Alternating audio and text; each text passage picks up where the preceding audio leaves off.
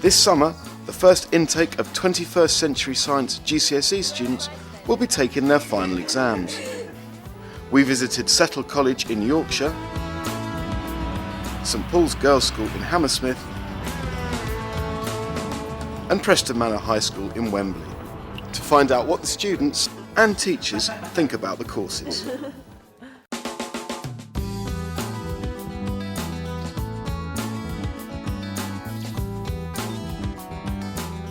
It's a challenge launching a new syllabus, particularly with all the publicity that surrounded the curriculum changes that resulted in the 21st century.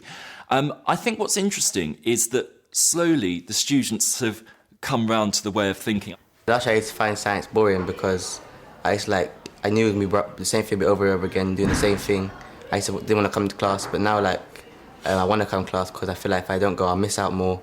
It offers something for all students and something that they can relate to and something that they can take away with them, skills that they can take away with them, which are going to be useful to them in their lives beyond school. I think the GCSE 21st Century Science offers more of a sense of science being applied to real life and it being an actual thing that's progressing and being alive. I feel that GCSE science is more interesting than Year 9 because you develop more skills about it and do more practical work and you understand it better. One of the things I find quite disappointing is the media coverage of the 21st Century Science course. It's almost like they haven't quite understood the difference between the core science, the additional science and the separate science, as well as the applied science. 21st Century Science is a suite of GCSE courses so that all students can find an appropriate pathway through their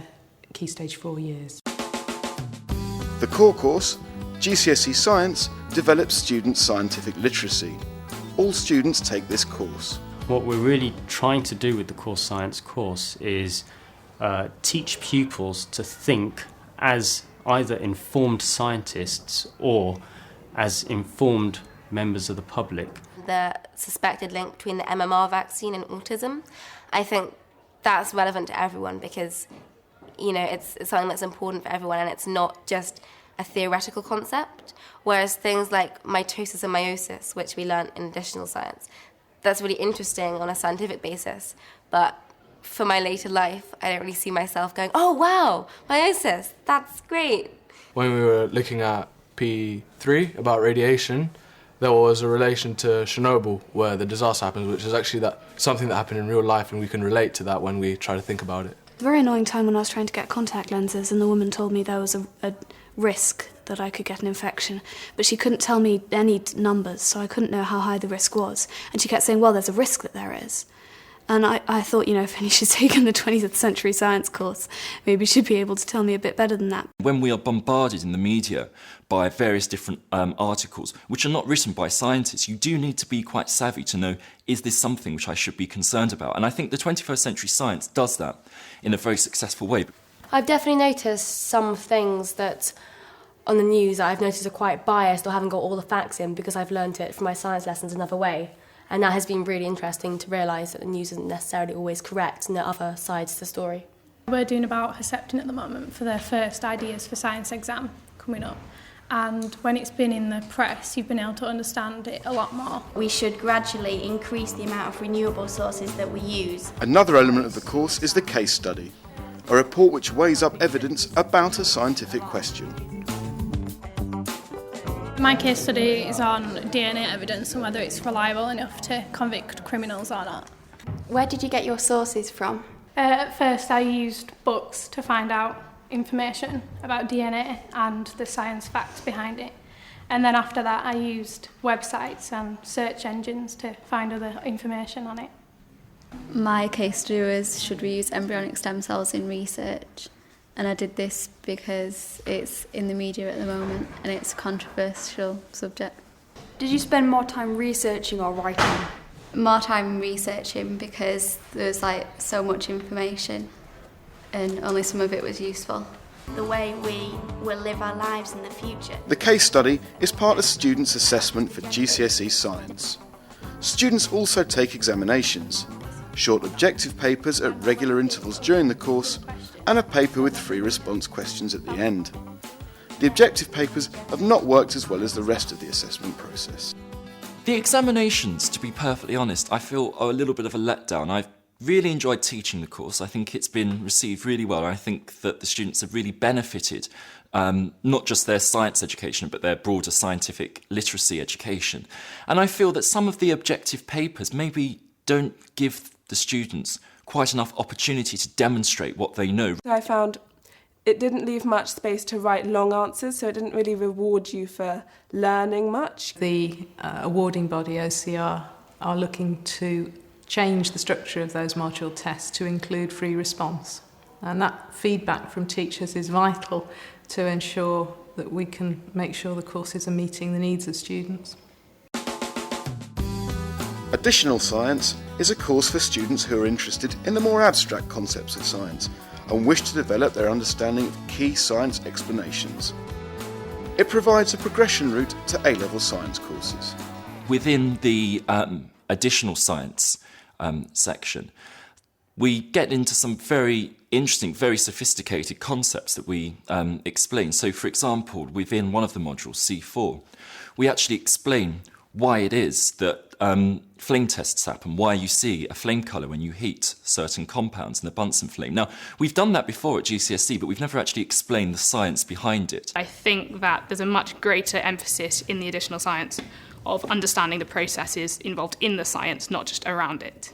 I was doing something on mitosis and meiosis, and I was talking about it with my sister who's in university, and she's doing like an advanced version of what I was learning, and she was really surprised that I'm doing my GCSEs and I'm learning stuff that she's doing, basically. So I really think that it's good for people who want to do medicine or just do any science in their life. I found additional science a lot harder and a lot more sciencey, so it wasn't to my taste, I would say, because it's a lot less relevant to actual life and more key facts and normal science, but it was still quite good. I enjoyed the physics part, P5, because it was about, it was about cars, like how the motion of cars and everything. So it's kind of like interesting to know about certain things like that, like how a car would move.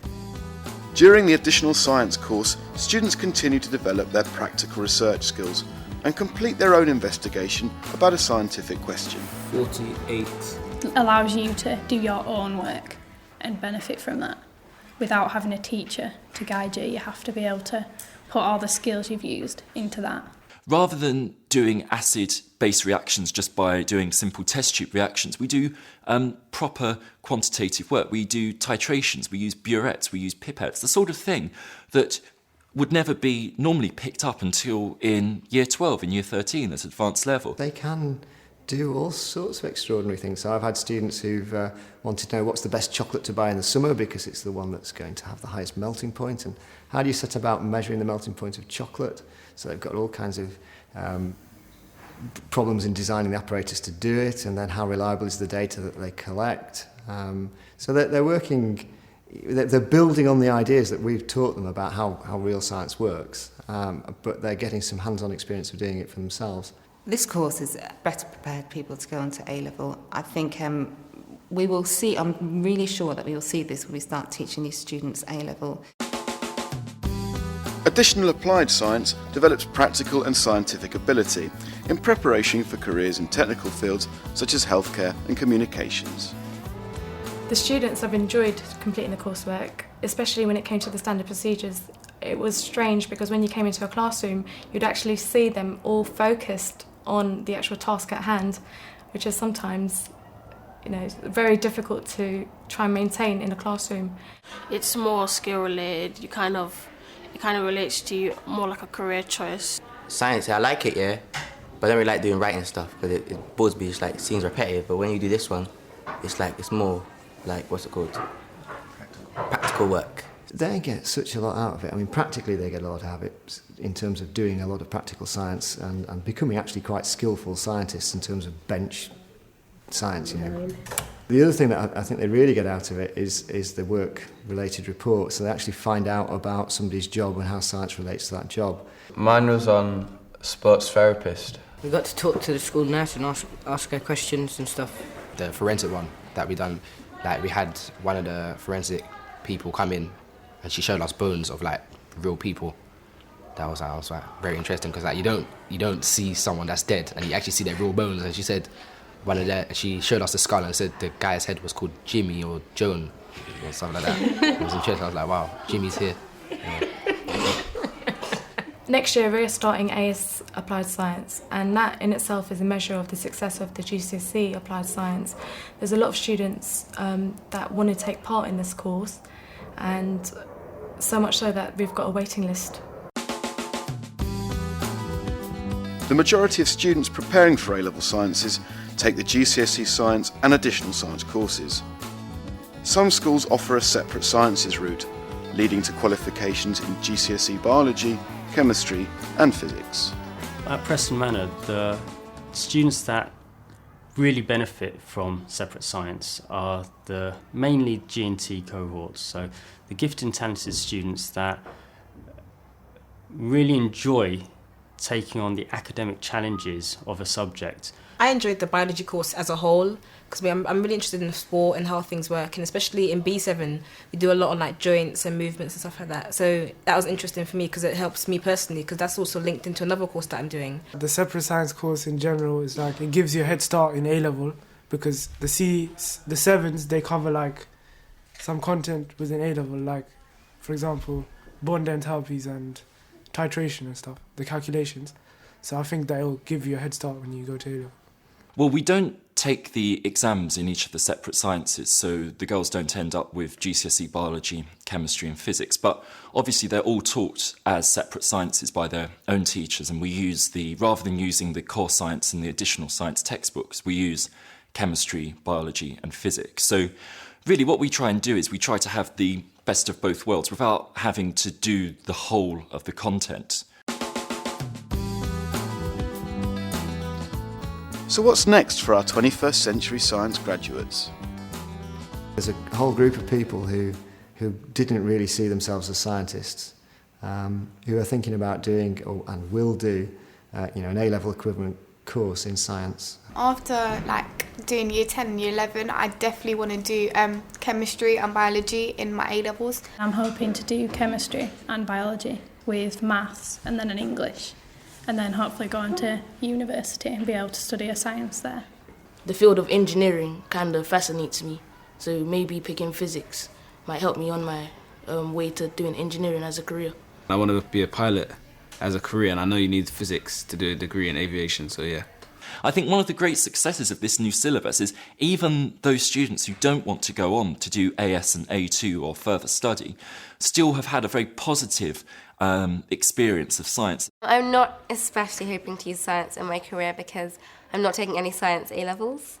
But I suppose that having studied science, having sort of understanding some of the logic and understanding some scientific processes is just useful and interesting for general life.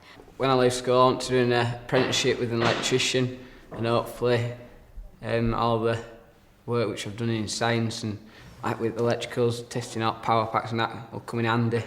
I think giving them the freedom to sort of grow intellectually and enter into discussions is a huge advantage of doing the core and the additional science. One thing 21st century science does not allow you to do is ever be complacent. You know, you can teach a lesson and you can teach that lesson better and better and better.